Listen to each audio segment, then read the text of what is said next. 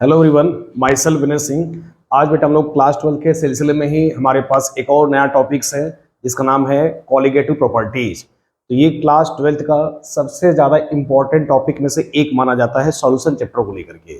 और इस टॉपिक को आप स्पेशली महा इम्पोर्टेंट भी लिख सकते हैं क्योंकि बेटा जी यहाँ से पेपर में प्रश्न जो होता है 3 मार्क्स का न्यूमेरिकल फिक्स रहता है। तो आज के टॉपिक्स में हम न्यूमेरिकल के पॉइंट ऑफ व्यू से आज का जो 3 मार्क्स का वेटेज होता है वो सिक्योर कर लोगे। तो कॉलिगेटिव प्रॉपर्टीज को आओ स्टडी करते हैं।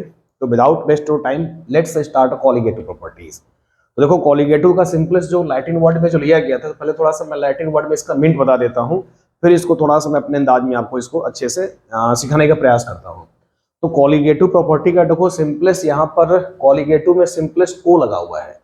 तो लैटिन वर्ड में जो को का मीन्स होता है ना, टुगेदर होता है, और लाइगर इसमें वर्ड एक छिपा हुआ है तो इसका मीन होता है टू बाइंड अप होता है। ये बात समझ गए? यानी जो इसमें जो सॉल्यूट के पार्टिकल्स होते हैं, यानी सिर्फ और सिर्फ इसका अगर केमिस्ट्री मत करोगे तो सॉल्यूट के पार्टिकल्स यानी कि number of particle of solute, देखो मैंने यहाँ भी इसको हाईलाइट कर दिया है। तो कॉलिगेटिव प्रॉपर्टीज एक टेक्निकल टर्म है, ठीक है, एक टेक्निकल टर्म है जिसका लैटिन वर्ड में मतलब होता है number of particle of solute होता है। तो कहीं से भी मैं स्पेशली क्या ना कि एनबी के टर्म में दिखा दूं यहाँ पर, यानी कि अगर मैं CP is directly proportional to NB, NB के टर्म में अगर मैं रिलेट कर देता हूँ तो समझो कि मेरा कॉलिगेटिव प्रॉपर्टी क्या हो जाएगा, तैयार हो जाएगा। अब क्या होता है कि थोड़ा इसको और अच्छे से डेफिनेशन पढ़ लेते हैं। अब बेटा जी देखो ये स्पेशली क्या होता है, ये सॉल्यूशन की एक प्रॉपर्टी होती है। अगर हम सॉल्यूशन की बात करते हैं तो सॉल्यूशन में देखो क्या होता है, हमारे पास दो चीजें होता है, हम सभी जानते हैं, इसे पहले भी पढ़ चुके हैं। एक का नाम सॉल्वेंट है और एक का नाम क्या होता है, सॉल्यूट होता है, ठीक है। तो कॉलिगेटिव प्रॉपर्टीज क्या है, सॉल्यूशन की एक ऐसी प्रॉपर्टीज होती है, सॉल्यूशन की एक ऐसी प्रॉपर्टी जो सॉल्यूट के पार्टिकल्स पे डिपेंड्स करता है। थोड़ा मैं इसको और अच्छे से क्लियर कर देता हूं। जैसे मान लो कि हमने बेटा जी सॉल्यूट क्या है ना कि NaCl ऐड किया है, या हमारे पास यूरिया है। थोड़ा इसको और अच्छे से इवेलुएट कर दिया जाए तब थोड़ा सा मैं आपको स्टेटमेंट की ओर लेके चलूंगा, ठीक है।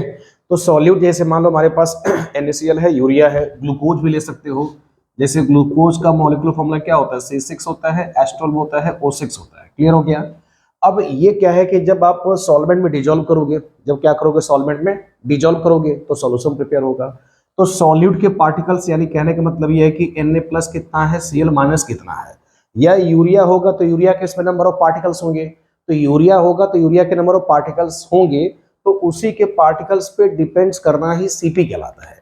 यानी सिंपलेस्ट क्या कहने का मतलब है कि जब आप सॉल्यूट को सॉल्यूशन में डिजोल्व करते हो तो हो सकता है वो डिसोसिएट करेगा, तो उसके पार्टिकल्स पे डिपेंड्स करना ही Cp कहलाता है। आई होप कि मेरी बात को आप अच्छे से क्लियर कर पाए होंगे। जैसे हम क्या है कि चीनी डाल देते हैं तो चीनी के पार्टिकल्स होंगे, तो उसके नंबर ऑफ पार्टिकल्स पे डिपेंड्स करना ही क्या कहलाता है, Cp कहलाता है। इतनी बात अच्छे से क्लियर हो गया। अब देखो लाइन को पढ़ते हैं अच्छे से।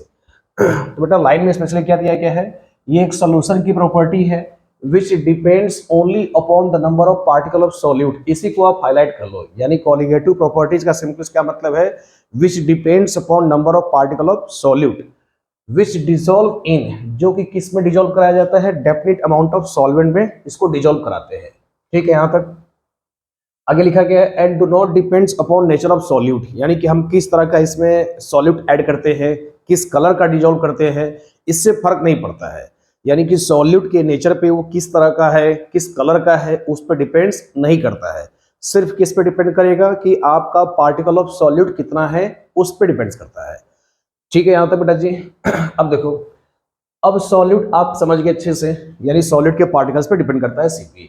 देखो इसको मैथमेटिकली हमने ऐसे यहां पर इवेलुएट किया है कि Cp का सिंपलेस्ट क्या मतलब हो गया, number of particle of solute हो गया। या मेरे को इसमें डिराइव जब करना होगा तो कैसे शो करना होगा कि Cp is directly proportional to Nb। यदि मैं किसी फॉर्मूले से Cp is directly proportional to Nb ला दूं, यानी किसी मैं फॉर्मूले को मैं डिराइव करूं या जो मेरे टाइप ऑफ कॉलिगेटिव प्रॉपर्टीज आएंगे, तो वी नीड टू कैलकुलेट या we need to find Cp is directly proportional to Nb। अगर मैं Nb के टर्म में फॉर्मूले को रिलेट कर देता हूं, दैट मीन्स क्या कहलाएगा, वो Cp को इंडिकेट करेगा, ठीक है।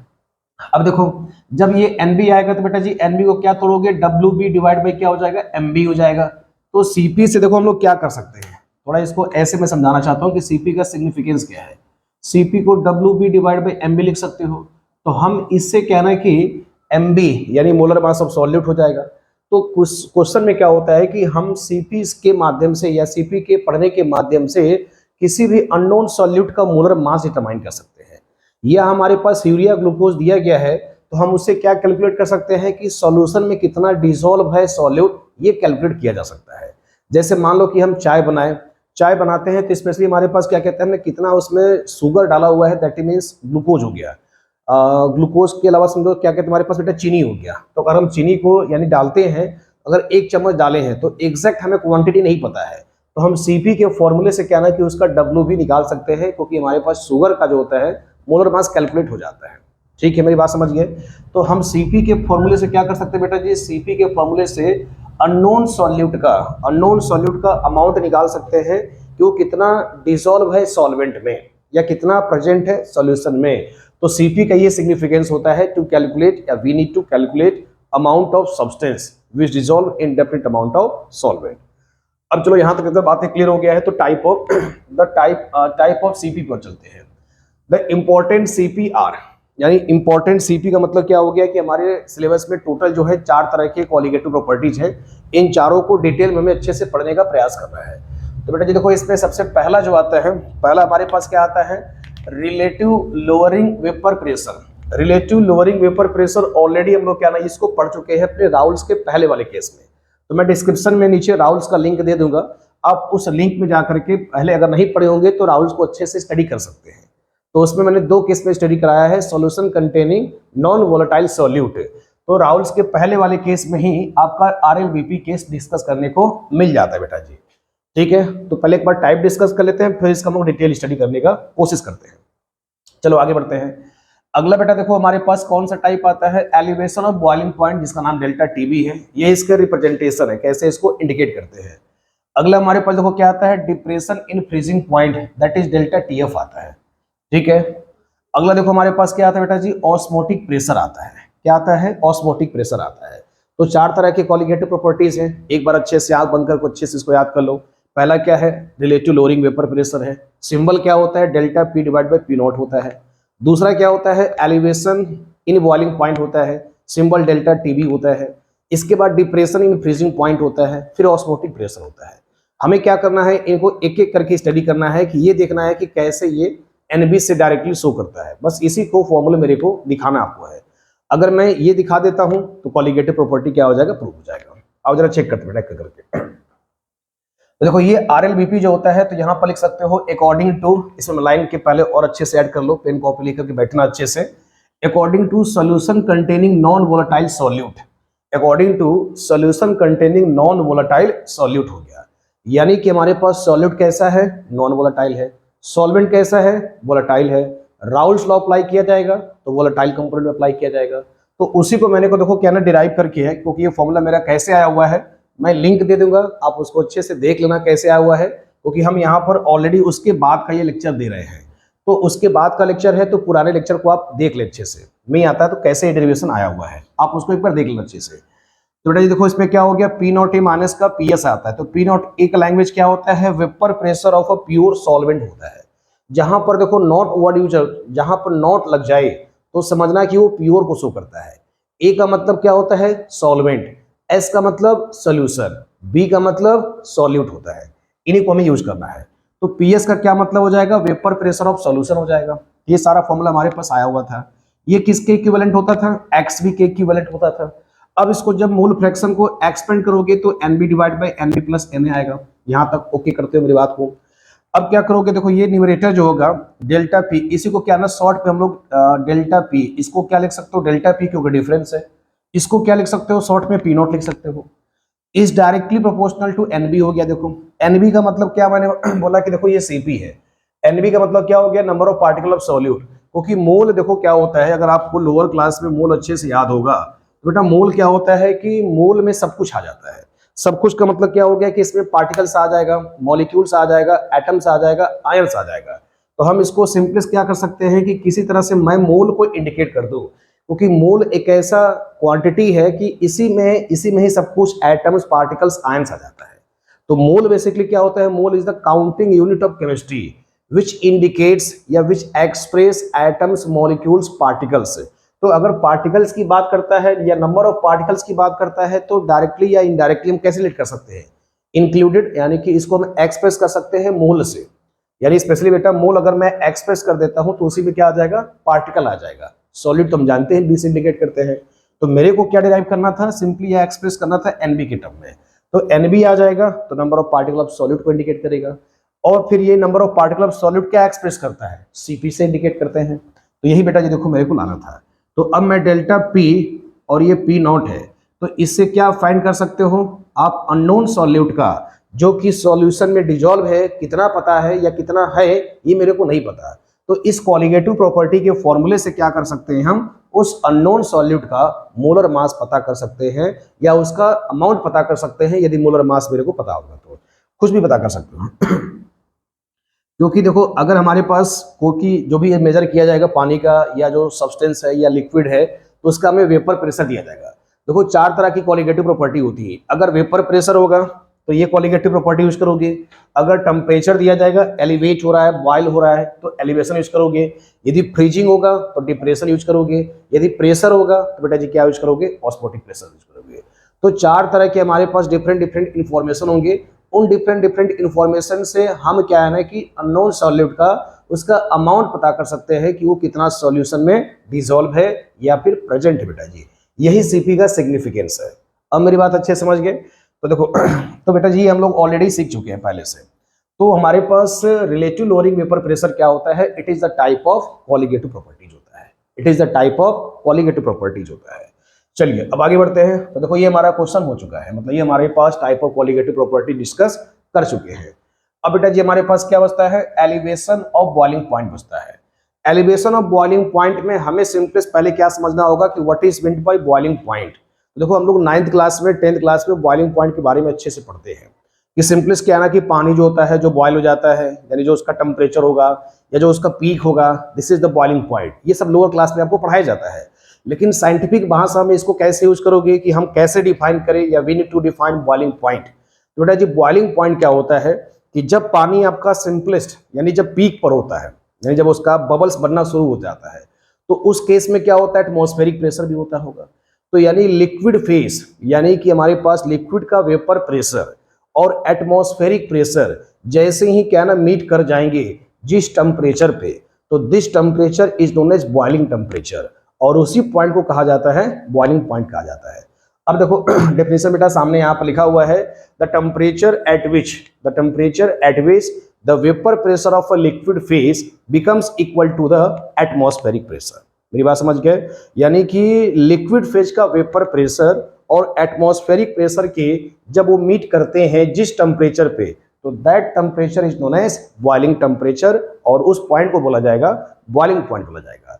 अब मेरे को देखो इसको क्या शो करना है, यानी एलिवेशन ऑफ बॉइलिंग पॉइंट को कॉलिगेटिव प्रॉपर्टी बेटा जी शो करना है। देखो इसको कैसे शो किया जाएगा, आओ जरा इसको समझते हैं, फिर क्या है ना कि हम लोग इसके बाद डिस्कस करेंगे बेटा जी डिप्रेशन इन फ्रीजिंग पॉइंट को समझाया जाएगा। तो देखो मैं इसमें आपको डायग्राम के माध्यम से समझाने की कोशिश करता हूं। ये तब तो थ्योरी वाला पार्ट था, तो इसको मैंने पहले से लिख दिया था ताकि हम लोग का टाइम इसमें हमारा किल ना हो। तो अब जरा देखो इसको हम लोग ग्राफ से बेटा जी इसको स्टडी करेंगे। तो देखो जितना अच्छे से ग्राफ को स्टडी करोगे उतना अच्छे से क्या ना क्वेश्चन को आप अच्छे से प्रिडिक्ट कर पाओगे। तो बेटा जी वाई एक्सेस पर हमने क्या लिया है, वेपर प्रेशर लिया है। वाई एक्सेस पर क्या लिया है, वेपर प्रेशर लिया है।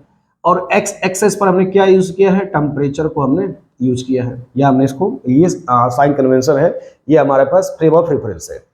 ओके अब देखो हमारे पास ये जो पीक होता है इसको हमने क्या मान लिया है, एटमॉस्फेरिक प्रेशर मान लिया है। इसको आप क्या लिख सकते हो, this is the atmospheric pressure. इसको हमने क्या बोला है, एटमॉस्फेरिक प्रेशर बेटा जी। इतनी बातें क्लियर हो गया। अब देखो तो जो आप सॉल्वेंट होता है, तो सॉल्वेंट का मतलब क्या हो गया कि उसका प्रेशर ज्यादा होगा जब आप उसमें सॉल्यूट को नहीं मिलाए हो। यानी हम इसमें आपको क्या सिखाना चाहते हैं कि जब आप सॉल्यूट यानी सॉल्वेंट में सॉल्यूट को डालोगे या डिजोल्व कराओगे तो वेपर प्रेशर सॉल्यूशन का क्या होता है, डिक्रीज हो जाता है। ये हम लोग ऑलरेडी भी पहले भी पढ़ चुके हैं। जब किसी नॉन वोलेटाइल सॉल्यूट को सॉल्वेंट में डाला जाता है तो उसका क्या होता है, वेपर प्रेशर डिक्रीज हो जाता है, क्योंकि नॉन वोलेटाइल सॉल्यूट क्या होता है, सॉल्वेंट के सरफेस पे एक्यूमुलेट हो जाता है, ऑक्यूपाई हो जाता है, तो उसको आगे ऊपर नहीं आने देगा, इसके टेंडेंसी कम हो जाएगा, वेपर प्रेशर डिक्रीज हो जाएगा। अब उसी को मुझे ग्राफ सेट में दिखाना है। फिर ये बात में हमें शो करना है कि this is the colligative properties. कैसे शो करना है आओ जरा समझते हैं। तो बेटा जी हमने स्पेशली क्या है ना कि ये वाला जो देखो इसको ऐसे आप ड्रॉ करो, ठीक है ना, ये किसका हो जाएगा, ये सॉल्वेंट का हो जाएगा। सॉल्वेंट का मतलब क्या हो गया, इसमें कुछ नहीं था। थोड़ा इसको मैं समझाने का प्रयास करता हूँ क्या इसका मतलब है। अब देखिए तो ये तुम्हारा जो है एटमॉस्फेरिक प्रेशर है और ये तुम्हारा लिक्विड का फेज था। ठीक है, तो ये तुम्हारा सॉल्वेंट है, तो ये तुम्हारा एटमॉस्फेरिक प्रेशर था। देखो ये पॉइंट क्या हो गया, मीट कर गया, यानी लिक्विड का वेपर फेज हुआ होगा।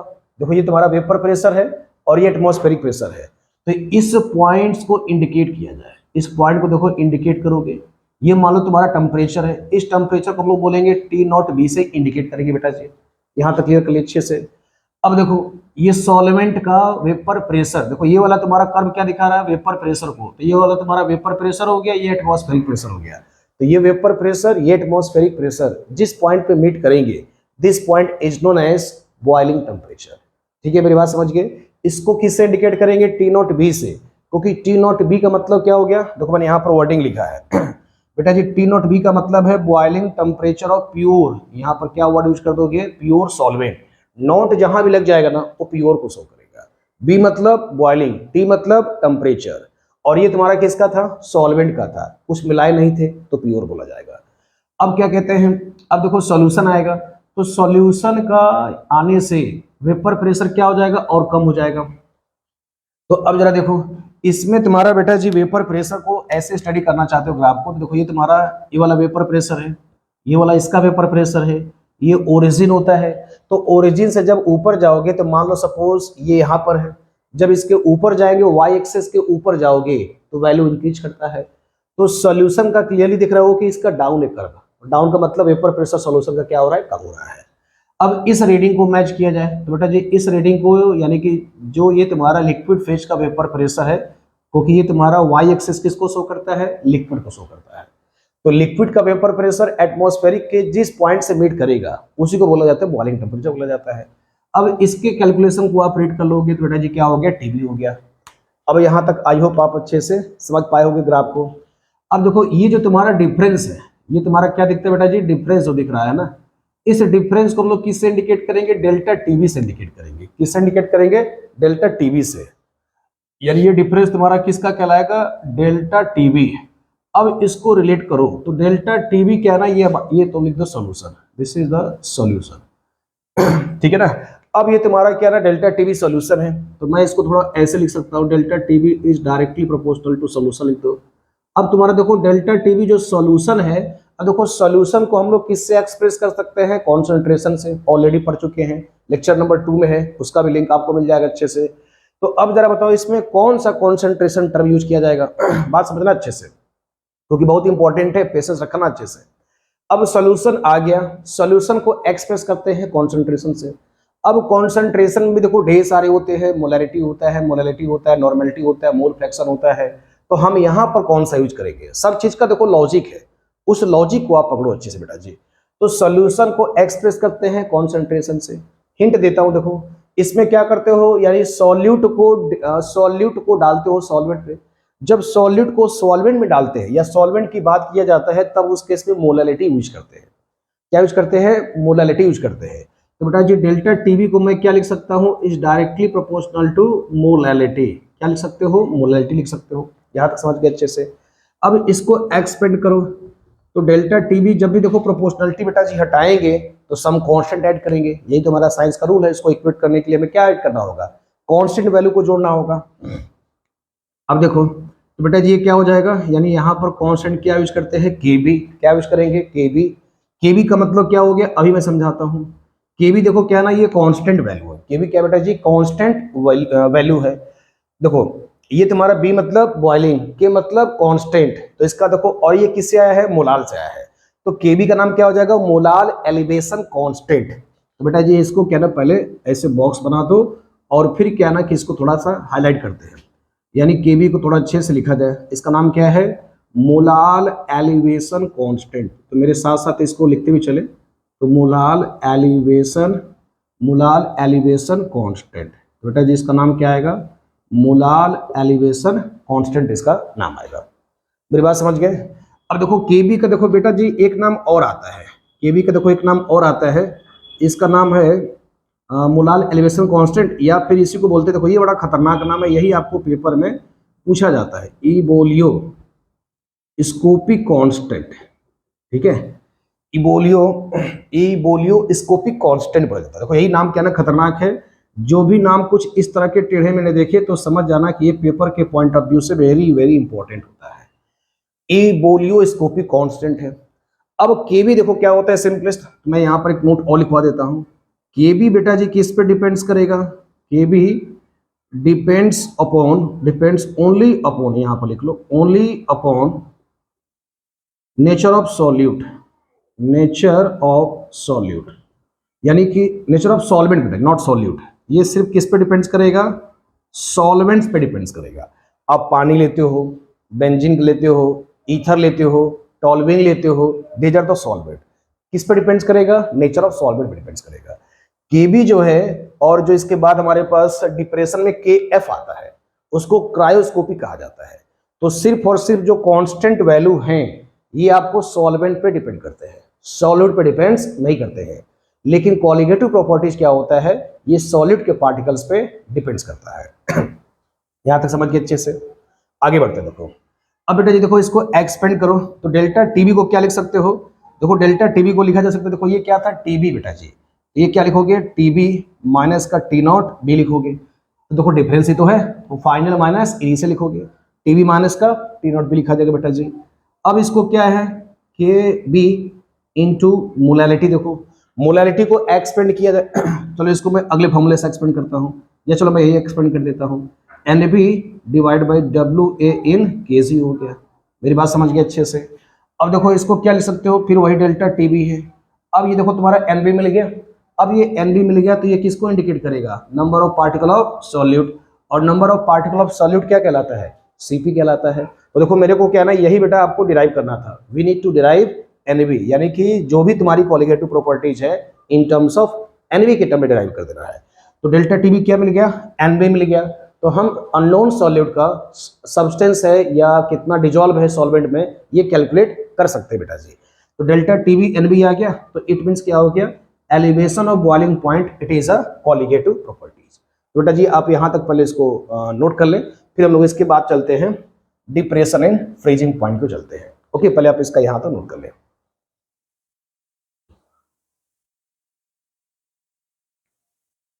तो बेटा जी अब आपके पास क्या है, डिप्रेशन फ्रीजिंग पॉइंट है। इससे पहले हम लोगों ने क्या डिस्कस कर लिया था, एलिवेशन डिस्कस कर लिया था। तो इस वाले स्लाइड में लोग दो क्वालिटेटिव प्रॉपर्टी को डिस्कस करेंगे, डिप्रेशन इन फ्रीजिंग पॉइंट को और ऑस्मोटिक प्रेशर को। फिर इसके बाद हमारे पास एनसीईआरटी में इसी टाइप पर क्या ना चार क्वालिटेटिव प्रॉपर्टी हैं और चारों पे एक एक करके क्वेश्चन बने हुए हैं इन टेस्ट क्वेश्चन में। तो पहले इसको अच्छे से कंटेंट को अच्छे से समझ लेते हैं, फिर उस न्यूमेरिकल क्यों चलते हैं बेटा जी। अब देखो फ्रीजिंग पॉइंट की जब बात करते हैं, देखो मेनली जितने भी क्वालिटेटिव प्रॉपर्टीज है, अगर फ्रीजिंग वाला पोर्शन होगा तो फ्रीजिंग वाला फॉर्मूला यूज किया जाएगा, प्रेशर होगा बेटा जी तो प्रेशर वाला कंटेंट हम लोग यूज करेंगे। तो देखो स्पेशली यहाँ पर क्या ना कि पहले फ्रीजिंग पॉइंट होता क्या है जरा इसको समझते हैं। देखो हम फ्रीजिंग पॉइंट को समझते हैं कि जो लिक्विड फेज होता है ना वो सॉलिड फेज से क्या हो जाए, इक्विवेलेंट हो जाए, मतलब उस लिक्विड फेज का वेपर प्रेशर और सॉलिड फेज का वेपर प्रेशर जिस टेम्परेचर पे मीट करेगा ना बेटा जिसको क्या बोलते हैं, फ्रीजिंग पॉइंट बोलते हैं। देखो क्या होगा इसमें statement, the temperature at which the vapor pressure of a solid phase becomes equal to the liquid phase। कहने का मतलब क्या हो गया, जैसे फ्रीजिंग, देखो फ्रीजिंग क्या होता है कि जैसे लिक्विड जो होता है ना, लिक्विड जो होता है सॉलिडिफाई होना शुरू हो जाए, ऐसे वाले को बोला जाता है फ्रीजिंग टेम्परेचर कहा जाता है। जैसे आप हम घरे में क्या कहते हैं, फ्रीजिंग का कॉन्सेप्ट जानते हैं। तो जैसे ही लिक्विड फेज वो सॉलिडिफाई होना शुरू हो जाए, यानी लिक्विड जो है सॉलिडिफिकेशन होना शुरू हो जाए, तो जिस टेम्परेचर पे होगा तो उस टेम्परेचर को बोला जाएगा फ्रीजिंग टेम्परेचर, और उस पॉइंट को बेटा जी बोला जाएगा फ्रीजिंग पॉइंट बोला जाएगा। आई होप कि इतनी बातें समझ गए होंगे, क्योंकि these are the practical concept है, यानी लिक्विड का सॉलिडिफाइड होना ही फ्रीजिंग पॉइंट कहलाता है। जैसे लिक्विड धीरे धीरे क्या ना बर्फ में कन्वर्ट होना शुरू हो जाए तो क्या बोला जाएगा, क्या बोला जाएगा इसको बेटा जी, सिंपली फ्रीजिंग पॉइंट बोला जाएगा, या उसको सिंपली टेम्परेचर पे होगा, जनरली क्या होता है 0 डिग्री सेल्सियस पे होता है, तो उस 0 डिग्री सेल्सियस को क्या बोलते हो, फ्रीजिंग टेम्परेचर कहा जाता है। मेरी बात समझ गई अच्छे से। अब देखो हमें इसको क्या ना कॉलिगेटिव को शो करना है, कैसे शो किया जाएगा, आओ जरा इसको ग्राफ से स्टडी करते हैं। बेटा जी जैसे हम लोगों ने एलिवेशन किया था ठीक वैसे करना है। तो इसमें वेपर प्रेशर वर्सेस टेम्परेचर ही ग्राफ बनाना है मेरे को। इसमें ये वाला पोर्शन एटमॉस्फेरिक हमने ले लिया है, या देखो इसको हमने इस पे क्या लिया है, ये जो तुम्हारा पोर्शन है ना ये सॉल्वेंट सॉलिड का हमने लिया है। इस पर क्या कर दिया, इसको हाईलाइट कर दिया है, सॉल्वेंट सॉलिड हो गया, इसको सॉल्वेंट सॉलिड कर दिए। ठीक है, ये हमारा क्या था, लिक्विड था। तो सॉलिड और लिक्विड जिस टेम्परेचर पे मीट करेगा तो क्या बोलोगे, इसको फ्रीजिंग टेम्परेचर बोला जाएगा। तो पहले इस पॉइंट को आप बेटा जी मेजर करोगे तो क्या बोला जाएगा, इसको टी नॉट एफ बोला जाएगा। टी नॉट एफ का लैंग्वेज क्या हो जाएगा, देखो एफ का मतलब फ्रीजिंग, नॉट का मतलब प्योर, टी का मतलब टेम्परेचर। इसको बोला जाएगा freezing temperature of pure solvent. तो इसको क्या लिखोगे, फ्रीजिंग टेम्परेचर, मैं लिख देता हूं freezing temperature of pure solvent. ये बेटा जी इसका नेमिंग आएगा, क्योंकि वर्डिंग जानना बहुत जरूरी है। अगला देखो, अब जो सॉल्यूशन मिलाओगे तो सॉल्यूशन मिलाने से क्या होता है कि वेपर प्रेशर स्लाइटली डिक्रीज हो जाता है। ये ग्राफ से भी क्लियरली सीन हो रहा है। इसमें सॉल्वेंट का वेपर प्रेशर इतना बन रहा था, इस वाले सॉल्यूशन में क्या बन रहा है, सिर्फ इतना बन रहा है। लेकिन मेरे को क्या करना है, लिक्विड को सॉलिड से टच कराना था। ये जो कर्व है ना ये सॉलिड का कर्व है, मेरी बात समझ गए। और ये कर्व था सॉल्वेंट का, लिक्विड का। तो सॉलिड और लिक्विड जिस पर मीट करेंगे उसी को बोला जाएगा फ्रीजिंग टेम्परेचर। अब सॉल्यूशन है और ये सॉलिड को मीट कराओगे, वेपर प्रेशर कम होना था तो इसलिए ग्राफ क्या ना स्लाइटली डिक्रीजिंग दिखाया जाता है, स्लोप इसका डाउनवर्ड दिखाओगे।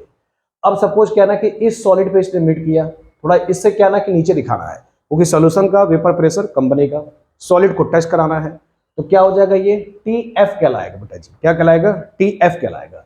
एफ का मतलब क्या हो जाएगा, फ्रीजिंग टेम्परेचर ऑफ सॉल्यूशन। तो बेटा जी टी एफ का लैंग्वेज आप नोट कर सकते हो, इसका देखो मैं लैंग्वेज यहाँ लिख देता हूँ। तो ये हो जाएगा फ्रीजिंग टेम्परेचर ऑफ सॉल्यूशन हो जाएगा। टी एफ का लैंग्वेज क्या हो गया, फ्रीजिंग टेम्परेचर ऑफ सॉल्यूशन, और टी नॉट एफ का लैंग्वेज क्या हो जाएगा, freezing temperature of pure solvent. अब देखो क्या हो गया, ये डिफरेंस शो करेगा डेल्टा टी एफ को, और ये डेल्टा टी एफ क्या है, सॉल्यूशन है। सॉल्यूशन को एक्सप्रेस करते हैं कॉन्सेंट्रेशन से, तो कॉन्सेंट्रेशन को किससे एक्सप्रेस करोगे, मोलैलिटी से। अब बेटा जी क्या हो जाएगा, delta T F equal to K F into क्या हो जाएगा, मोलैलिटी हो गया। अब इसको एक्सपेंड कर दो अच्छे से। अब इसमें देखो के एफ जो है ना, के एफ का बेटा जी क्या नाम है, क्रायोस्कोपिक कांस्टेंट या फिर मोलाल डिप्रेशन कांस्टेंट। वहां पर क्या था, मोलाल एलिवेशन कांस्टेंट था, मेरी बात समझ गए अच्छे से। अब देखो यहाँ पर इसको क्या ना डेल्टा टी एफ को तोड़ोगे तो पहले क्या था, टी नॉट एफ था, लेकिन डेल्टा टीवी में ध्यान देना अच्छे से, क्योंकि यहाँ पर स्लाइटली कंफ्यूजन होगा। फ्रीजिंग वाले में सॉल्वेंट पहले आएगा और आपका एलिवेशन वाले में टीबी पहले आता था, यानी TB minus T not be आता था, वहां पर प्योर वाला बाद में आता था। मेरी बात समझ गए। अब यहाँ पर क्या होता है, टी नॉट एफ पहले आएगा, तो T nought F minus T F K F, molality को एक्सपेंड कर दोगे तो mole of solute divide by solvent in K G आ जाएगा। अब डेल्टा टी एफ क्या हो गया, डायरेक्टली हो गया एनबी के। अब बेटा जी आपसे क्वेश्चन क्या पूछता है, क्रायोस्कोपिक कांस्टेंट क्या होता है। तो मैथमेटिकली इसको कैसे समझा जाएगा, डेफिनेशन कैसे लिखा जाएगा, और मैं सिखाता हूँ। इस वाले में क्रायोस्कोपिक है और मोलाल से लिया गया है, तो मोलाल डिप्रेशन कांस्टेंट हो जाएगा, मेरी बात समझ गए। तो तुम्हें क्रायोस्कोपी और वैसे ही समझना था इबोलियोस्कोपी कांस्टेंट को। तो बेटा जी क्या आ रहा था, डेल्टा टी एफ, थोड़ा इधर समझते हैं।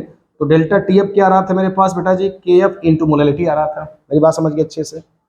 अब देखो अब स्पेशली क्या हो गया, अगर मैं मोलैलिटी को एक कर लेता हूँ तो क्या कर लोगे, तो टेम्परेचर यानी किसके इक्विवेलेंट आ जाएगा, मोलैलिटी अगर हो जाए एक के इक्विवेलेंट हो जाए तो क्या लिखोगे, यानी cryoscopy is equivalent to kelvin when molal, यानी कि when molality is unity, when molality क्या हो जाए यूनिटी, तब उस केस में क्या हो जाएगा, क्रायोस्कोपिक टेम्परेचर के इक्विवेलेंट हो जाएगा।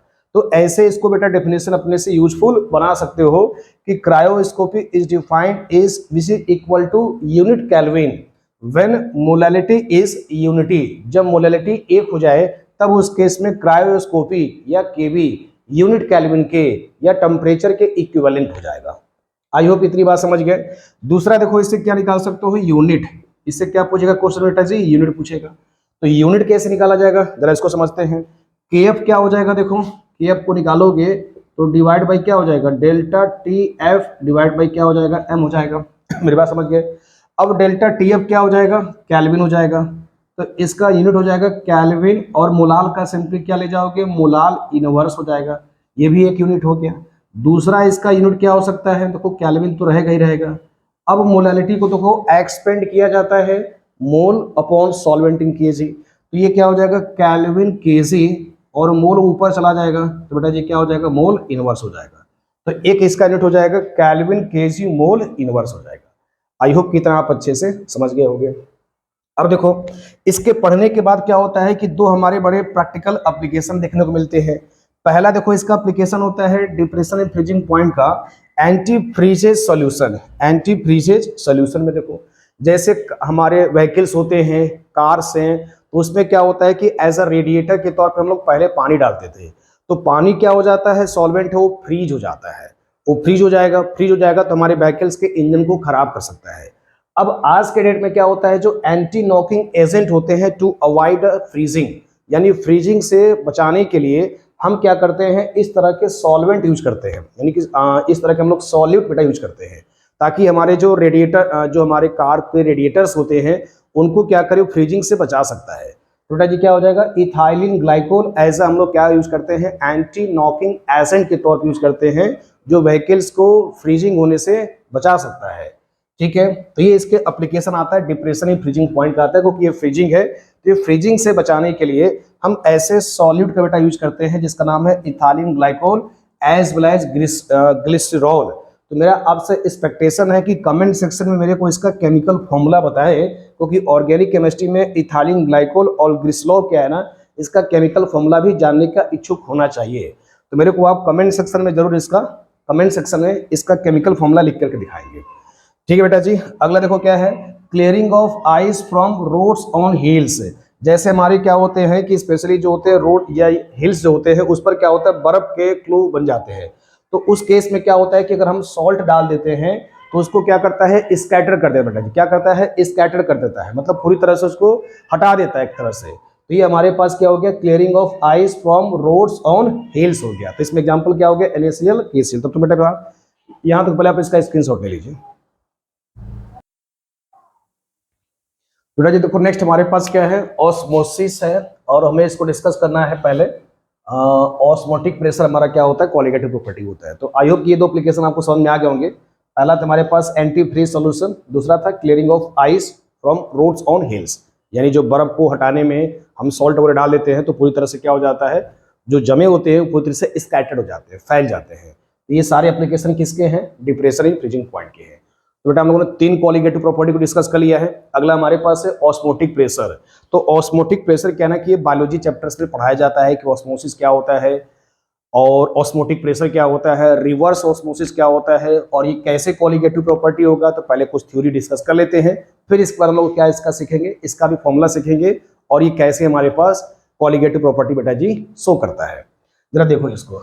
तो पहले हमें क्या है, ऑस्मोटिक प्रेशर से पहले जानने से पहले हमें ऑस्मोसिस को जानना होगा। तो ऑस्मोसिस देखो एक बड़ा ही प्रैक्टिकल टर्म है, जैसे मैं आपको अच्छे समझा दूं। जैसे हम लोग सुबह क्या है ना, चना भिगोते हैं, किशमिश भिगोते हैं, तो ये सब क्या होते हैं कि रात भर में देखोगे कि वो फूल जाते हैं, स्वेल हो जाते हैं। तो ऊपर क्या होता है, एक लेयर बनी होती है, इसको बेटा जी बोलते हैं सेमी परमिएबल मेम्ब्रेन बोलते हैं। यानी स्पेशली क्या होता है कि इसके माध्यम से जो लिक्विड्स होते हैं उसके अंदर प्रवेश करते हैं। तो इसी फिनोमिनन को बेटा जी क्या बोलते हैं, ऑस्मोसिस बोला जाता है। जैसे हमारे स्किन भी होते हैं, तो जो स्किन का जो लेयर होता है ना बेटा, ये भी क्या कहलाता है, एक तरह से हमारे पास क्या कहलाता है, SPM, यानी सेमी परमिएबल मेम्ब्रेन का ही काम करता है। तो सेमी परमिएबल मेम्ब्रेन क्या होता है कि एक तरह से जस्ट आउटर लेयर होता है, उस लेयर के माध्यम से क्या होता है, यानी आउटर लेयर के माध्यम से अंदर वाले लेयर पे क्या करता है, लिक्विड प्रवेश करता है। तो बेटा जी ऐसे वाले को क्या बोलते हैं, ऑस्मोसिस बोला जाता है। तो ऑस्मोसिस का मीनिंग समझ में आ गया। ये डेली लाइफ में एग्जांपल, जैसे हम लोग चने को भिगोते हैं, किशमिश भिगोते हैं, जैसे प्याज वगैरह होते हैं, या जो रूट वाले जो हमारे फ्रूट्स होते हैं या जो हमारे फल होते हैं, उसमें भी क्या होता है, ऑस्मोसिस का फिनोमिनन देखने को मिलता है। तो ऑस्मोसिस आई होप कि आज से सभी को पता होना चाहिए कि ऑस्मोसिस क्या होता है। नहीं पता है तो इन एग्जाम्पलों को आप अच्छे से फील करें, क्योंकि मैंने आपको ढेर सारे इसमें एग्जाम्पल क्लियर करा दिए हैं। जैसे हम सुबह चना भिगोते हैं, किशमिश भिगोते हैं, या हमारा आउटर लेयर हो गया जो स्वेटिंग होता है, तो इससे भी क्या, ये भी क्या कहलाता है बेटा जी, सेमी परमेबल मेम्ब्रेन का काम करता है। जैसे खीरा वगैरह हो गया, ये सभी बेटा क्या होता है, जो उसका आउटर लेयर होता है ये ज्यादा सेमी परमेबल मेम्ब्रेन कहलाता है। अब जरा इसको देखो डेफिनेशन में पढ़ लेता हूँ कि ये सब तो बेसिक चीजें मैंने बता दिया है। अब इतना अच्छे से अगर समझ जाओगे ना तो इनको लाइन को कनेक्ट करना आसान हो जाता है। जरा समझ लो क्या कहना चाहता है। The flow of solvent from a dilute solution to the concentrated solution across the semi permeable membrane. बेटा जी हम इसमें क्या स्टडी करते हैं, डाइल्यूट सोल्यूशन से कॉन्सनट्रेटेड सोल्यूशन की ओर जाना, किसके माध्यम से, सेमी परमिएबल मेम्ब्रेन के माध्यम से। तो इसको क्या बोलते हैं, ऑस्मोसिस बोला जाता है। मेरी बात समझ के अच्छे से, तो इजी है, ज्यादा हार्ड नहीं है। डाइल्यूट का मतलब क्या होता है, देखो उस समय सॉल्वेंट ज्यादा होगा, और कॉन्सनट्रेटेड का मतलब क्या हो गया कि जब अंदर प्रवेश करेगा ना तो सब कुछ क्या होगा, प्योर होगा। मेरी बात समझ गए, क्योंकि इम्प्योरिटीज वगैरह क्या ना बाहर फेंक देगा उसको। चलो आगे देखते हैं यहाँ पर। अब इस पे ज्यादा डिटेल स्टडी नहीं करेंगे, क्योंकि ऑलरेडी क्या ना ये ऑस्मोसिस, रिवर्स ऑस्मोसिस सभी को ऑलरेडी क्या ना पता होता है। मैंने इस पे कैसे क्वेश्चन आते हैं उनको मैं सिखाने का प्रयास करूंगा कि इस पे ज्यादा टाइम हमें वेस्ट नहीं करना बेटा जी, क्योंकि ऑलरेडी क्या ना ये सब चीजें सबको बच्चे पता होता है। अब देखो टाइप में क्या होता है कि इस पर क्वेश्चन बन जाता है नेचुरल सेमी परमिएबल मेम्ब्रेन क्या होता है, तो जैसे हमारे एनिमल ब्लैडर हो गया, पर्चमेंट हो गया, तो इसके बाद से वेजिटेबल मेम्ब्रेन हो गया, जैसे मैंने बताया कि आउटर स्किन हो गया। एनिमल्स के जैसे हमारे गाय भैंस होते हैं, जैसे पिग वगैरह होते हैं, तो उसके भी जो होते हैं आउटर जो लेयर्स होते हैं, जो आउटर स्किन होते हैं, these are the natural semi permeable membrane. वो सभी एक सेमी परमिएबल मेम्ब्रेन के माध्यम से ही काम करते हैं, क्योंकि उसके माध्यम से क्या होता है, जो आउटर लेयर होता है वो आउटर लेयर से इंटर में क्या करता है, यानी अंदर इनसाइड द क्या करता है, लिक्विड प्रवेश करता है। तो जो आउटर स्किन है ना, this is the natural semi permeable membrane कहा जाएगा। अगला देखो बेटा जी, ये सबसे ज्यादा इंपॉर्टेंट है, क्योंकि सिंथेटिक सेमी परमिएबल मेम्ब्रेन में एक दो एग्जांपल पूछ देता है।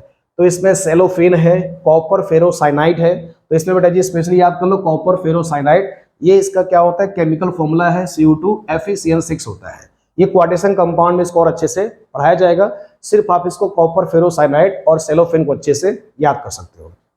अगला देखो, अब बेटा जी इसमें क्या होता है, ऑस्मोटिक प्रेशर। देखो जब तक स्पेशली क्या होता है कि ऑस्मोटिक प्रेशर देखो एक तरह का प्रेशर है। अगर ऑस्मोसिस क्या होगा कि वो सिंपलेस्ट पानी का फ्लो होता जाएगा, प्रेशर क्या करता है कि उसको रोक देता है। प्रेशर क्या करेगा, उसको रोक देगा। तो सिंपलेस्ट क्या हो गया कि ऑस्मोटिक प्रेशर एक ऐसा अतिरिक्त प्रेशर है जो कि ऑस्मोसिस के फ्लो को रोक देता है। तो ऐसे वाले को बेटा जी क्या बोलते हैं, ऑस्मोटिक प्रेशर कहा जाता है।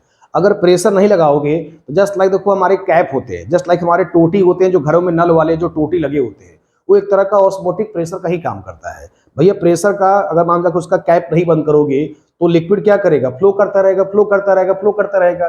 तो उसी को रोकने के लिए, यानी ऑस्मोसिस के फ्लो को रोकने के लिए जो एक्सेस प्रेशर देते हैं, that pressure is known as osmotic pressure. बेटा जी आई होप इतना समझ गए होंगे। तो देखो अब स्टेटमेंट यहाँ लिखा है, the osmotic pressure of a solution is the excess pressure that must be applied to just prevent the osmosis या to just stop the osmosis।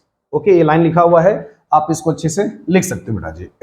समझ गए मतलब, यानी ऑस्मोसिस के फ्लो को रोकने के लिए जो हम अतिरिक्त प्रेशर देते हैं, that pressure is known as osmotic pressure. ठीक है, अब देखो ठीक बेटा जी क्या ना, इसी का उल्टा देखो, आरओ क्या होता है, घर में हम सभी जानते हैं आरओ क्या होता है, यानी आरओ का आज तक फुल फॉर्म आप जान नहीं पाए होगे, या कभी इस तरह से क्यूरियोसिटी नहीं बन पाया होगा। तो आरओ का बेटा जी फुल फॉर्म होता है रिवर्स ऑस्मोसिस होता है। तो रिवर्स ऑस्मोसिस क्या होता है, सिंपलेस्ट जो घरों में आरओ लगते हैं ये हमारे जो होते हैं, यानी कि पानी को प्यूरिफाई करने में यूज करते हैं। पानी को क्या करते हैं, प्यूरिफाई करने के तौर पर यूज करते हैं। तो ये क्या होता है कि स्पेशली जो होता है इम्प्योर वाटर से प्योर वाटर की ओर कन्वर्ट करता है वाया सेमी परमिएबल मेम्ब्रेन। तो ऐसे वाले में क्या होता है, जनरली जो होता है सिंथेटिक एसपीएम यूज किए जाते हैं, जो वहां पर सेमी परमिएबल मेम्ब्रेन जो यूज करते हैं। क्योंकि जाहिर सी बात है ये हमारे पास सिंथेटिक होते हैं, ये मैनमेड होते हैं आरओ वगैरह, तो इसमें कौन सा सेमी परमिएबल यूज करेंगे, यानी कि synthetic semi permeable membrane use करते हैं। अब देखो जरा इसका क्या स्टेटमेंट है। तो स्पेशली क्या हो गया कि ऑस्मोटिक प्रेशर से ज्यादा, जब देखो ऑस्मोसिस को रोकने के लिए ऑस्मोटिक प्रेशर होता है, जब ऑस्मोटिक प्रेशर जब चला जाएगा तो वहां भी आपका कॉन्सेंट्रेटेड सोल्यूशन पहुंच गया होगा, मतलब वाटर पहुंच गया होगा, लिक्विड पहुंच गया होगा। अब उसको वहां से क्या करता है, फिल्टर करता है। तो जब वहां से प्रेशर ज्यादा दे दोगे तो फिर वो क्या हो जाएगा, रिवर्स हो जाएगा। तो उस फ्लो से, यानी उस सॉल्वेंट से कहां आएगा, मतलब मोर कॉन्सेंट्रेटेड की ओर आएगा। मतलब कह सकते हो कि इम्प्योर सॉल्वेंट से प्योर सॉल्वेंट की ओर जाएगा। मेरी बात समझ गए, जब ऑस्मोटिक प्रेशर से ज्यादा कर दोगे, जब प्रेशर क्या कर दोगे ऑस्मोटिक प्रेशर से बेटा जी ज्यादा कर दिया जाएगा। तो वो क्या लिखा गया है, if pressure is higher than osmotic pressure okay is applied on the solution. Solution से मतलब ज्यादा उस पर प्रेशर अप्लाई कर देंगे तो क्या करेगा, फिर वो रिवर्स की ओर चलाएगा। The solvent flow from the solution into the pure solvent. Simplest क्या हो गया, solvent flow from solution into the pure solvent, यानी सॉल्यूशन से कहाँ फ्लो करेगा, प्योर सॉल्वेंट की ओर फ्लो करेगा। इसका प्रैक्टिकल एग्जांपल रिवर्स ऑस्मोसिस का, जो घरों में हम लोग क्या करते हैं, पानी जो पीते हैं वो क्या करता है, इम्प्योर से, यानी कि सॉल्वेंट का जो फ्लो है इम्प्योर से प्योर सॉल्वेंट की ओर लेके जाता है वाया सेमी परमेबल मेम्ब्रेन। वो तब होता है जब हमारे पास ऑस्मोटिक प्रेशर से ज्यादा है। जैसे हम लोग वो ऑस्मोटिक प्रेशर ज्यादा का मतलब क्या हो गया, जब इसमें हम लोग क्या ना कि इलेक्ट्रिसिटी देते हैं तब वो पानी के फ्लो को क्या करता है, वो करता है यानी कि कंटिन्यूअस आगे ले आता है। देखो बेटा जी, इसमें एग्जांपल क्या है, डिसोलेशन ऑफ अ सी वाटर, यानी इससे क्या होता है, ये इसी फिनोमेनन पे काम करता है, यानी कि जो समुद्र से सॉल्ट वगैरह जो निकालने का काम करता है वो रिवर्स ऑस्मोसिस ही बेटा जी होता है। आई होप कि देखो इतना कंटेंट आप अच्छे से समझ गए होंगे। तब इसके बाद हम लोग अब क्या डिस्कस करेंगे कि ऑस्मोटिक प्रेशर जो है ये कैसे कॉलिगेटिव प्रॉपर्टीज है। बेटा जी आइए जरा इसी को समझते हैं कि osmotic pressure is a colligative property. ठीक है, अब इसके बाद हम लोग क्या डिस्कस करेंगे, अब बेटा जी इसके बाद हम लोग डिस्कस करेंगे न्यूमेरिकल को डिस्कस करेंगे। तो पहले इतना मैं इसको हटा देता हूं, फिर इसके बाद हम लोग क्या डिस्कस करेंगे जो एनसीईआरटी में न्यूमेरिकल बेटा जी पूछा गया है। ठीक है ना, आओ जरा देखते हैं ऑस्मोटिक प्रेशर जो है ये कैसे हमारे पास क्या है कि एक कॉलिगेटिव प्रॉपर्टी का काम करता है। आओ जरा इसको देखते हैं बेटा जी। तो वॉन टॉप एक साइंटिस्ट था, कौन साइंटिस्ट था, वॉन टॉप बेटा जी एक इसमें साइंटिस्ट था। ठीक है ना, ये वन टॉप साइंटिस्ट ऐसे था जैसे कि हमारे पास आइडियल गैस इक्वेशन था। ठीक, देखो ऐसे रिलेट करो, हम सिंपली जानते हैं PV इक्वल टू nRT होता है, मैं आपको ऐसे लेके चलता हूँ। ठीक है, तो ये क्या होता है बेटा जी, स्पेशली आइडियल गैस इक्वेशन होता है। ये कौन सा इक्वेशन है, आइडियल गैस इक्वेशन है। तो ये आइडियल गैस इक्वेशन जो होता है बॉयल्स को, चार्ल्स को, एवोगैड्रो को सबको फॉलो करता था। तो PV इक्वल टू nRT आता था। जब डाइल्यूट सोल्यूशन की बात किया गया, यानी कि वॉन टॉप ने किस पर स्टडी किया, डाइल्यूट सोल्यूशन पर स्टडी किया। तो डाइल्यूट सोल्यूशन पे जब इसने स्टडी किया तो इसके प्रेशर को हमने स्पेशली क्या मेजर किया, यानी सिंपलेस्ट प्रेशर किससे मेजर किया, पाई से। यानी इस वाले प्रेशर को नॉर्मल P लिखते हो, और जो डाइल्यूट सोल्यूशन हो गया क्योंकि हमें सॉल्वेंट के बारे में स्टडी करना है या जो लिक्विड के बारे में स्टडी करना है, तो उस पर जो प्रेशर अप्लाई करोगे उसको पाई से इंडिकेट किया जाएगा। तो इन्होंने भी टेम्परेचर के डायरेक्टली पाया, ठीक है, टेम्परेचर के भी डायरेक्टली पाया, मोल के भी क्या पाया, डायरेक्टली पाया स्पेशली। अब इसको जब इन्होंने रिलेट किया, जब इन दोनों को क्या किया बेटा जी, रिलेट किया, तो यहाँ पर क्या हो जाएगा, यानी कि आपके पास NT, या इसको ऐसे लिख सकते हो पाई इक्वल टू, अब देखो प्रोपोर्शनलिटी हटाओगे स्पेशली तो CRT लिखोगे, मोल के भी डायरेक्टली हो गया, टेम्परेचर के भी डायरेक्टली हो गया। जब इसको प्रोपोर्शनलिटी हटाते हैं तो यहाँ पर क्या जोड़ेंगे, यानी कि कांस्टेंट यहाँ पर R, यानी कि पहले के टाइम पे देखो अगर इसको देखोगे तो CST लिखा जाता था। अब ये S वैसे ही है, मतलब ये सॉल्यूशन कांस्टेंट है। क्या इसको दिया जाता था पहले के टाइम पे, this is a solution constant, और इसकी वैल्यू ठीक वैसे ही निकला जैसे कि R की वैल्यू था गैस कांस्टेंट। अब ये इसके इक्विवेलेंट पाया गया। R की जो वैल्यू होती है, यानी स्पेशली अगर मैं R की वैल्यू लिखूं तो 0.0821 ATM PV। ठीक है, तो P का क्या हो जाएगा ATM, V का लीटर, फिर ऊपर बेटा क्या आ जाता है मोल इनवर्स, केल्विन इनवर्स, ये आपके पास R का यूनिट आ जाता था। तो R की वैल्यू ठीक वैसे ही पाया गया, तो इसी S को बाद में रिप्लेस कर दिया गया R से बेटा जी। इसी S को किससे रिप्लेस कर दिया गया, R से। तो पहले बोलते थे सॉल्यूशन कांस्टेंट, फिर S की वैल्यू उतना ही फाइंड किया गया जितना कि गैस कांस्टेंट R की वैल्यू को देखा गया था। ये आपको क्लास 11th में स्टेट्स ऑफ मैटर में देखने को बेटा जी मिल जाता है। तो S उतना ही इक्विवेलेंट पाया गया जितना कि R के इक्विवेलेंट पाया गया। मेरी बात समझ गए, किसने स्टडी किया था, वन टॉप ने स्टडी किया था। फिर इसी को बाद में हम लोग क्या तब्दील कर देते हैं, तो पाई इक्वल टू, यानी S को किससे रिप्लेस कर देंगे, यानी अब इसको रिप्लेस बेटा जी कर दिया जाएगा, स्पेशली इसको रिप्लेस कर दिया जाएगा R से, क्योंकि S उतना ही है जितना कि गैस कांस्टेंट R की वैल्यू था। मेरी बात समझ गए अच्छे से। अब जरा देखो, इसको मुझे शो करना है कि ऑस्मोटिक प्रेशर जो है ना ये कॉलिगेटिव प्रॉपर्टी है। तो C जो होता है इसको रिलेट करोगे, यानी ये मोल ऑफ सॉल्यूट है तो NB, मोल का मतलब N, B का मतलब सॉल्यूट। कॉन्सेंट्रेशन क्या होता है, मोल पर लीटर होता है, तो ये क्या हो जाएगा R इंटू T हो जाएगा। यहाँ तक समझ गए। अब देखो स्पेशली क्या हो गया, तो पाई किसके डायरेक्टली आ गया, NB के क्या आ गया बेटा जी, डायरेक्टली आ गया। अब NB का मतलब क्या हो गया, मोल ऑफ सॉल्यूट आ गया। मोल ऑफ सॉल्यूट का मतलब क्या हो गया, तो दिस इज द Cp। तो फॉर अ डाइल्यूट सोल्यूशन के लिए आपका जो ऑस्मोटिक प्रेशर है ये एनबी के डायरेक्टली है। एनबी का मतलब क्या हो गया, मोल ऑफ सॉल्यूट हो गया या पार्टिकल ऑफ सॉल्यूट हो गया। मोल में क्या आ जाता है, पार्टिकल ऑफ सॉल्यूट आ जाता है। तो पाई यानी osmotic pressure is the colligative properties. तो हम ऐसे क्या ना कि जैसे आइडियल गैस इक्वेशन देखा गया था पी वी ठीक वैसे रिलेशन क्या होता है यहाँ पर, इस पी को रिप्लेस कर देता है पाई से, बाकी सब कुछ रिलेशन वैसे ही है जैसे कि आइडियल गैस इक्वेशन होता है। आर की वैल्यू उतना ही है जितना कि गैस कांस्टेंट में आता है। मेरी बात समझ गए। तो ये भी क्या हो गया बेटा जी, एक कॉलिगेटिव प्रॉपर्टी है। अब देखो इसमें कुछ और भी इंफॉर्मेशन है जो हमें क्या ना कि पेपर में देखो क्वेश्चन कैसे कैसे पूछता है। बेटा आपके पास ऑस्मोटिक प्रेशर के भी टाइप ऑफ सॉल्यूशन आते हैं। तो यहाँ भी देखो हम लोग क्या लिख सकते हैं, देखो टाइप ऑफ ऑस्मोटिक प्रेशर लिख सकते हैं। टाइप ऑफ यानी कि टाइप ऑफ सॉल्यूशन यहाँ पर ऐसे कर लो ऑस्मोटिक प्रेशर के टर्म्स में। ठीक है, तो देखो हमारे पास क्या होता है, तीन तरह के सॉल्यूशन आते हैं। पहले का नाम बेटा जी क्या है, आइसोटोनिक सॉल्यूशन। पहले का नाम क्या है, आइसोटोनिक सॉल्यूशन। इस पर देखो न्यूमेरिकल ठीक ठाक आता है। तो बेटा जी आइसोटोनिक सॉल्यूशन का मतलब क्या हो गया कि ऐसे दो सॉल्यूशन जिनके ऑस्मोटिक प्रेशर क्या होगा, इक्विवेलेंट होगा। जैसे मान लो कि हमारे पास एक सॉल्यूशन ये है, तो इसको मान लो कि पाई 1 और इसका सॉल्यूशन क्या है, मान लोगे बेटा जी this is the pi 1 and this is the pi 2। तो इसका क्या मतलब हो गया, आइसोटोनिक का मतलब हो गया same osmotic pressure. When two solution, when इसका लिख सकते हो when two solution have same osmotic pressure, same osmotic pressure. दो सॉल्यूशन का osmotic pressure, when two solution have same osmotic pressure is known as isotonic solution. बेटा जी इसको क्या लिखोगे, पाई 1 इक्वल टू पाई 2 लिख दोगे। अब जरा समझना अच्छे से, तो पाई 1 क्या हो जाएगा, C1RT, क्योंकि R गैस कांस्टेंट है तो इसका भी फिक्स रहेगा, इसका भी फिक्स रहेगा, टेम्परेचर क्या रहेगा, सेम ही रहता है। तो अब इसको देखो कैसे फॉर्मूला इक्वेट करोगे, C2RT हो जाएगा। इस पर देखो तुम्हारा फॉर्मूला कैसे बनता है बेटा जी। ठीक है, तो अब जरा देखते हैं इसको अच्छे से। अब देखो तो C1 RT से RT कट जाएगा तो C1 इक्वल टू क्या हो जाएगा, C2 हो जाएगा। अब इसको देखो और अच्छे से इक्वेट करोगे तो C1 क्या हो जाएगा, N1V1, और ये बेटा जी क्या हो जाएगा, N2V2 हो जाएगा। अब N1 को क्या लिख सकते हो, W1 मतलब गिवन मास हो जाएगा पहले वाले सॉल्यूट के लिए। इसका क्या हो जाएगा M1, और ये क्या हो जाएगा बेटा जी V1 हो जाएगा। और ये क्या हो जाएगा देखो W2 डिवाइड बाई M2, और ये क्या हो जाएगा, दिस इज द V2। तो देखो ये कैसे यूजफुल रिलेशन आ गया।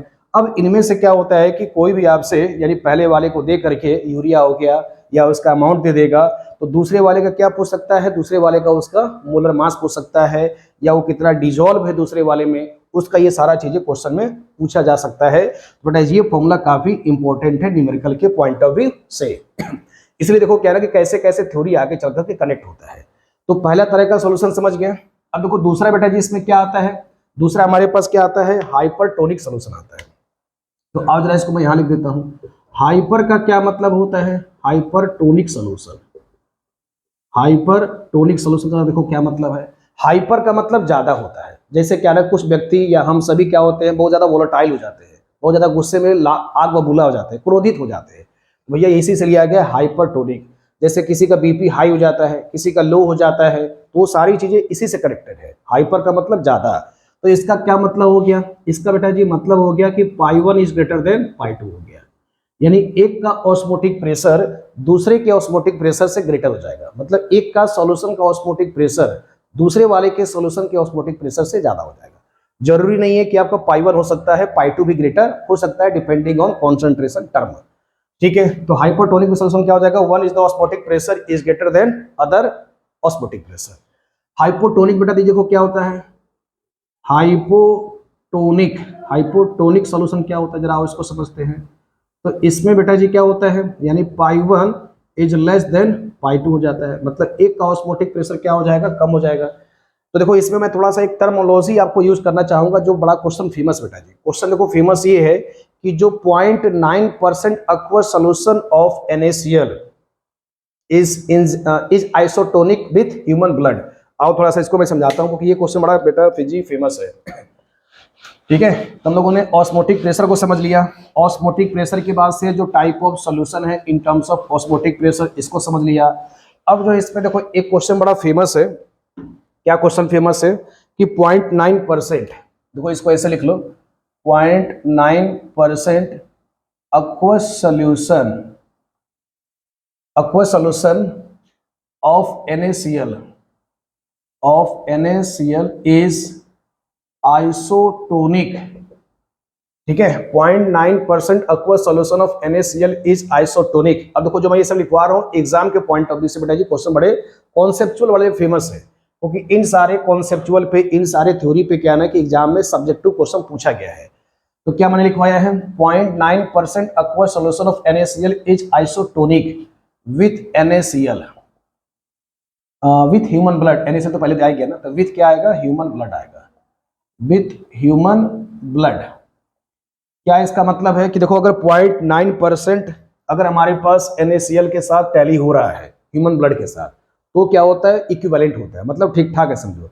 तो सेफली अगर हमारे पास इंजेक्ट वगैरह कुछ भी किया जाएगा कोई फर्क नहीं पड़ेगा, मतलब हमें इतना ब्लड के साथ मैच करना चाहिए। मेरी बात समझ गए। अब देखो इसके साथ क्या होता है, दूसरा केस क्या बनेगा अगर 0.9% से ग्रेटर हो गया, सपोज 1% NaCl हो गया, मतलब हम नमक ज्यादा कंज्यूम कर लेते हैं कभी कभी खाने में, तो उसका क्या हो जाता है, बीपी वगैरह बेटा जी बढ़ जाता है, तो उस केस में क्या होता है, हाइपरटोनिक हो जाता है। अगर देखो 1% हो गया, मतलब 0.9% से बेटा जी क्या हो जाए, ग्रेटर हो जाए, 0.9% से क्या हो जाए, ग्रेटर हो जाए, तो बेटा जी 0.9% से ग्रेटर हो जाए NaCl, ग्रेटर हो जाएगा ह्यूमन ब्लड के साथ, ह्यूमन ब्लड में। तो इसका क्या मतलब हो गया, ह्यूमन ब्लड में अगर 0.9% NaCl ग्रेटर हो गया, कॉन्सेंट्रेशन ज्यादा हो गया, तो बेटा जी ये क्या कहलाएगा, ये क्या कहलाएगा, हाइपरटोनिक कहलाएगा। यही आपको कीवर्ड याद करना है। और हाइपरटोनिक के केस में देखो ये सब तो ऑस्मोसिस होते ही हैं, तब उस केस में क्या होता है, ये श्रिंकिंग का काम करने लगेगा हमारा RBC.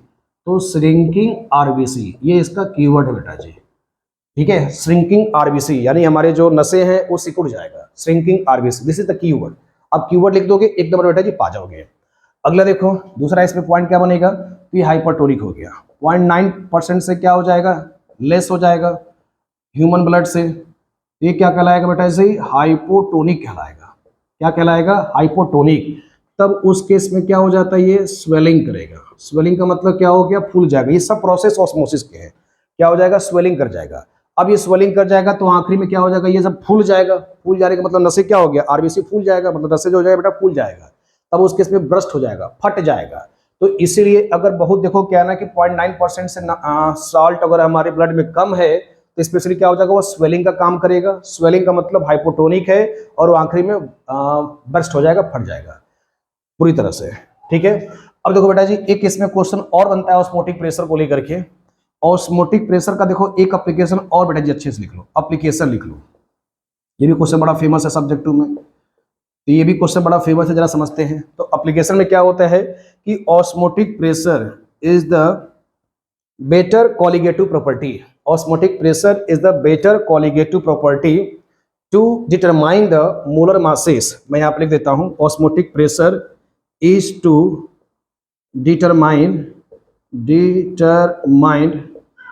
molar masses of macromolecule. ये भी क्वेश्चन बेटा जी एनसीईआरटी के लाइन है, बहुत फेमस ये क्वेश्चन है। मैक्रोमोलिक्यूल का मतलब जो लार्ज मॉलिक्यूल्स होते हैं, माइक्रोमोलिक्यूल सच एज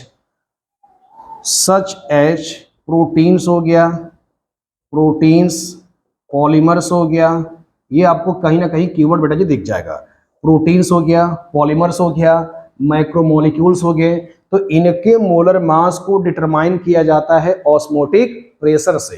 यानी तुमसे क्वेश्चन पूछेगा ऑब्जेक्टिव में कि which type of colligative property are determine molar masses of proteins polymers, तो बेटा आंसर क्या आएगा, ऑस्मोटिक प्रेशर आएगा। मेरी बात समझ गए अच्छे से, क्योंकि ये सारे जो प्रोटीन्स और पॉलीमर्स होते हैं ये हाई टेम्परेचर पे एग्जिस्ट नहीं करते हैं, ये लो टेम्परेचर पे एग्जिस्ट होते हैं। और जो अदर कॉलिगेटिव प्रॉपर्टीज होते हैं वो लो टेम्परेचर पे कैलकुलेटेड नहीं होते हैं। इसीलिए क्या होता है कि हम ऑस्मोटिक प्रेशर का यूज करते हैं, क्योंकि ये रूम टेम्परेचर पे या लो टेम्परेचर पे एग्जिस्टेबल होता है, कैलकुलेटेड होता है। इसीलिए बेटा हम इसको क्या करते हैं, आसानी से कैलकुलेट कर लेते हैं प्रोटीन्स का, पॉलीमर्स का, मैक्रोमोलिक्यूल का मोलर मास इस मेथड से। तो बेटा देखो जितना भी हमारा यानी कि थ्योरी है ये सारा कॉलिगेटिव प्रॉपर्टी का कवर हो गया है।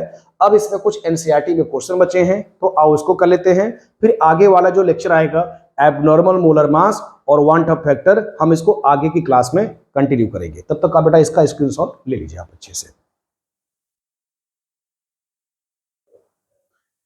तो बेटा जिसमें अब हमारे पास एनसीईआरटी इंटरेस्ट क्वेश्चन है, तो आप जो है देख सकते हैं 1.8 या 1.9 करके आता है। मैं क्वेश्चन रीड कर देता हूं, आप उसको बुक से टैली करा लीजिएगा। मेरे साथ इसका बेटा सोल्यूशन डिस्कस कर लेते हैं। मैं इसमें आंसर वगैरह नहीं निकालूंगा, बस आपको मैं मेथड दिखाना चाहता हूं कि कैसे आपको अप्रोच करना है क्वेश्चन को लेकर के। Boiling point of water at 750 mmHg, यानी बॉइलिंग पॉइंट का जो प्योर वाटर है, तो इसको कैसे लिख सकते हो सिंबल में। तो बेटा जी ये टीवी दिया गया है, टी नॉट बी दिया गया है, 99.63 डिग्री सेल्सियस दिया गया है। Boiling point of pure boiling point of water at 750 mmHg is 99.63 degree Celsius. How much sucrose is to be added, यानी how much is sucrose to be added, कितने में add करना है इसको, 500 ग्राम वाटर में इसको ऐड किया गया है। तो ये बेटा जी क्या हो गया आपके पास, WA हो गया। सुक्रोज का जो फॉर्मूला होता है, अब देखो तुम्हारे पास सुक्रोज का फॉर्मूला आपके इसमें नहीं दिया गया था बेटा जी। इसका फॉर्मूला होता है C12H22O11 होता है। इसका बेटा जी मोलर मास कितना होता है, मोलर मास कैलकुलेट करोगे तो 342 ग्राम पर मोल आएगा। बात समझ गए। जब इसको सुक्रोज को 500 ग्राम में डालता है, तब उस केस में जो बॉइलिंग होगा वो सॉल्यूशन का होगा। तो सॉल्यूशन का बॉइलिंग कितना हो गया है आपके पास, 100 डिग्री सेल्सियस हो गया बेटा जी। कितना हो गया है, 100 डिग्री सेल्सियस हो गया है। तो मेरे को क्या कैलकुलेट करना है, तो इसमें क्या मेरे को निकालना था बेटा जी, इसमें क्वेश्चन में how much sucrose is to be added, how much sucrose is to be added, मतलब मेरे को सॉल्यूट का क्या निकालना था, इसमें अमाउंट निकालना था, मतलब कि गिवन मास निकालना है। तो बेटा जी बॉइलिंग का क्वेश्चन है, तो फॉर्मूला क्या यूज करोगे, जाहिर सी बात है ये यूज करोगे। तो KB इंटू क्या यूज करोगे, मोलैलिटी। अब डेल्टा TB का मतलब क्या हो गया, TB माइनस का T0B हो जाएगा। KB आपका बेटा जी 0.52 होता है, वाटर के लिए होता है। ये एनसीईआरटी में नहीं दिया गया था, लेकिन मैं आपको बता देता हूँ, आप इसको नोट डाउन कर लीजिए अच्छे से। तो 0.52 हो गया। मोलैलिटी को जब तोड़ोगे तो WB डिवाइड बाई क्या हो जाएगा, MB। अब बेटा जी हाँ ठीक है, तो पहले लिख लो, फिर फॉर्मूले को हम लोग रख देंगे अच्छे से। ये क्या होता है तुम्हारे पास, WA हो जाएगा इन ग्राम में, और ये क्या हो जाएगा आपके पास 1000 हो जाएगा। तो ये मोलैलिटी का एक्सपेंशन हो गया। TB कितना दिया गया है, 100 डिग्री सेल्सियस में, तो जैसे दिख रहा है वैसे आप रख दो यहाँ पर, मतलब कैलोरी बताने की जरूरत नहीं, उतना ही डिफरेंस आएगा। अगला क्या रखोगे इसमें बेटा जी, 99.63 रखोगे, ठीक है, ये हो जाएगा 0.52 हो जाएगा। WB बेटा जी क्वेश्चन में निकालना है, MB कितना हो गया 342 हो जाएगा। ये कितना हो जाएगा 10 की पावर 3 ले लीजिए। ये कितना है 500 है, तो ये 500 का कितना 2 हो जाएगा। और देखो ये 2 से 2 आप काट दोगे, स्पेशली क्या हो जाएगा, आसान कैलकुलेशन है बेटा जी। देखो WB में, यानी WB में क्वेश्चन जो है कितना आया हुआ है आंसर, मैं आपको मतलब बता देता हूँ। तो बेटा जी WB में आया हुआ है 122 ग्राम आया है। तो कैलकुलेशन आप कर लीजिएगा, ताकि मेरा वीडियो जो है काफी लंबा न बने। तो ये आपका बेटा जी सिंपलेस्ट क्या आ जाएगा, इसको सॉल्व करोगे तो 0.37 आ जाएगा। अब WB निकालोगे तो चलो मैं यहाँ प्रिंट कर देता हूँ, ये आ जाएगा 342 और नीचे आ जाएगा 0.52 आ जाएगा। तो बेटा जी आंसर आ जाएगा 122 ग्राम आ जाएगा। ठीक है, आप यहाँ तक इसको कर सकते हो। तो ये वाला क्वेश्चन था आपका एलिवेशन ऑफ बॉइलिंग पॉइंट पे था। अब देखो इसका अगला बेटा जी क्वेश्चन दिया गया, specially calculate the mass of ascorbic acid, calculate the mass of ascorbic acid, vitamin C, मतलब विटामिन सी होता है। विटामिन सी का बेटा जी फॉर्मूला दिया गया है, मैं आपको हिंट कर देता हूँ, बुक्स में जाकर के नए वाले बुक्स में इंटेक्स क्वेश्चन 1.8 1.9 ऐसे 1.10 करके दिया गया है। तो मतलब 4 सवाल दिए गए इंटेक्स में, चारों पे 4 टाइप के क्वालिटेटिव प्रॉपर्टी आपने जैसे पढ़ा है उसी टाइप के क्वेश्चन दिया गया है। पहला क्वेश्चन RLBP पे, दूसरा क्वेश्चन एलिवेशन पे, तीसरा क्वेश्चन डिप्रेशन पे, चौथा क्वेश्चन ऑस्मोटिक प्रेशर पे दिया गया है। तो बेटा जी ये क्वेश्चन है आपके पास, स्पेशली विटामिन सी का जो लैंग्वेज है यानी फॉर्मूला है C6H8O6 दिया गया है। ये विटामिन सी का केमिकल फॉर्मूला है, विटामिन सी का ये केमिकल फॉर्मूला है। ठीक है, तो इसका मोलर मास बेटा जी आप निकाल सकते हो। इसका मोलर मास जो होता है 176 आता है। ठीक है, अब आगे क्या दिया गया है, to be dissolve 75 gram of acetic acid. तो 75 ग्राम क्या हो जाएगा, ये WA हो जाएगा, जो कि एसिटिक एसिड है। तो CH3COH, तो हालांकि इसका कोई यूज नहीं है क्योंकि ये आपका सॉल्वेंट का काम करेगा। ठीक है, to lower its melting point 1.5 degree Celsius, to lower its melting point, मतलब बेटा जी स्पेशली क्या दिया गया है, डेल्टा TF दिया गया है 1.5 डिग्री सेल्सियस दिया गया है। तो इतनी मेरी बात समझ गए। ठीक है।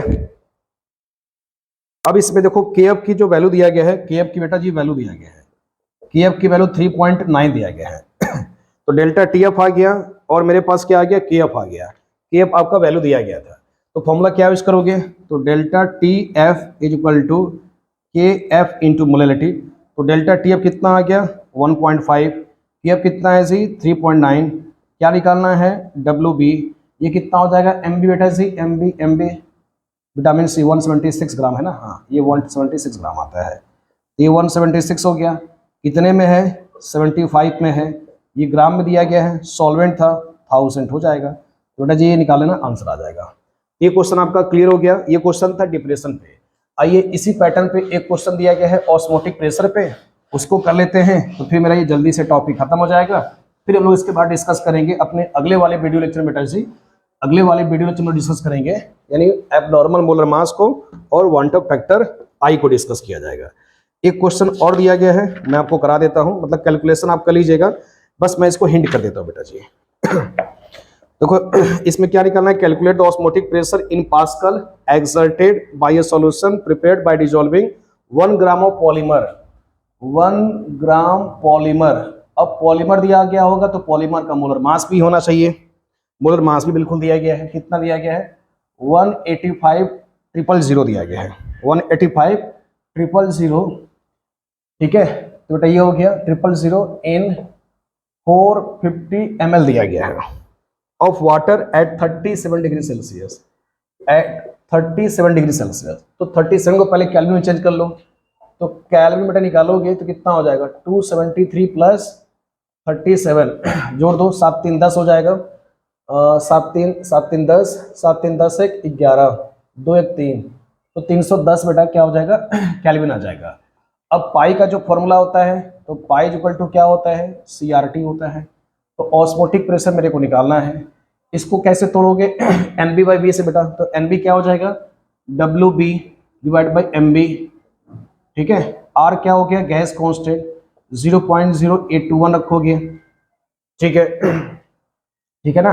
अब इसके बाद स्पेशली क्या हो जाएगा टेम्परेचर आपके पास कैल्विन में रखोगे, तो जो कि आपके पास 310 कैल्विन अच्छे से, ओके। तो W भी बेटा कितना दिया गया है गिवन मास यानी 1 ग्राम दिया गया, इनटू वॉल्यूम भी होता है नीचे आपके पास, ओके सही है, 185 हो जाएगा। इसको क्या कर लो 10 की पावर 3 कर लो अच्छे से। 450 ml दिया गया बेटा जी, तो 450 हो जाएगा, 1000 से डिवाइड करोगे तो ये ऊपर पलटी मारेगा, तो देखो ये ऐसे, ये इसे कट जाएगा अच्छे से, बात समझ गए, ठीक है बेटा जी।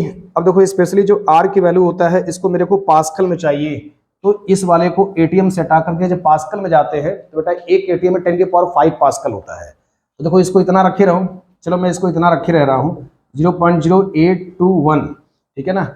और इसमें क्या कर दोगे ये 10 की पावर 5 का पास्कल कर दोगे, क्योंकि देखो जो निकलेगा ये ATM में आएगा, 10 की पावर 5 से और मल्टीप्लाई कर दोगे, मतलब एक ATM यहाँ लिख सकते हो, यानी 1 ATM इज इक्विवेलेंट 10 की पावर 5 पास्कल, ये बेटा जी होता है। अब देखो सब कुछ हो ही गया है, बस कैलकुलेशन बचा हुआ है, तो इतना आपके पास आ गया 450 आ गया, 0.0821 10 की पावर 5 पास्कल कर दोगे। अब क्या बचा है RT, T कितना दिया गया है 310 दिया गया है, बेटा जी आप इतना निकाल सकते हो। मैं आपको आंसर बता देता हूँ, आंसर इसमें कितना आता है 30.96 आता है, तो 30.96 ये पास्कल इसमें आंसर आएगा। ये आपके पास आंसर हो गया है, तो मैं इसमें ज़्यादा टाइम नहीं लेना चाहता हूँ क्योंकि आप ये कैलकुलेशन का पार्ट है, जो केमिस्ट्री बिहाइंड है मैंने इसमें बता दिया केमिस्ट्री कैसे इसको यूज करना है। तो पाई इक्वल टू CRT था, एक्सपेंड किया WB डिवाइड बाई MB से, V वॉल्यूम हो गया, ml में था 1000 से डिवाइड कर दिया, लीटर में आ गया 0.0821, ये ATM में होता है, एक ATM में कितना हो 10 की पावर 5 पास्कल होता है। टेम्परेचर कितना था 310 केल्विन था, सॉल्व कर लोगे पास्कल में आ जाएगा। तो बेटा जी हम लोगों ने आज के लेक्चर में क्या क्या डिस्कस कर लिया है, आज का लेक्चर थोड़ा ज्यादा लेंदी हो गया है लेकिन इसमें कंटेंट काफी ज्यादा था। अब इसके बाद से टॉपिक हमारा बचा है एबनॉर्मल मोलर मास है, वांटअप फैक्टर है, तो इसको हम लोग कंटिन्यू करेंगे अपने अगले वीडियो लेक्चर में। तब तक के लिए आप मेरे पुराने लेक्चर को भी आप देख सकते हैं, मैं डिस्क्रिप्शन में नीचे लिंक दे दूंगा। और आपसे मेरा को उम्मीद है कि कमेंट सेक्शन में आप ये मेरे को मेंशन करिए कि ये लेक्चर आपको कैसा लगा। Okay, thank you.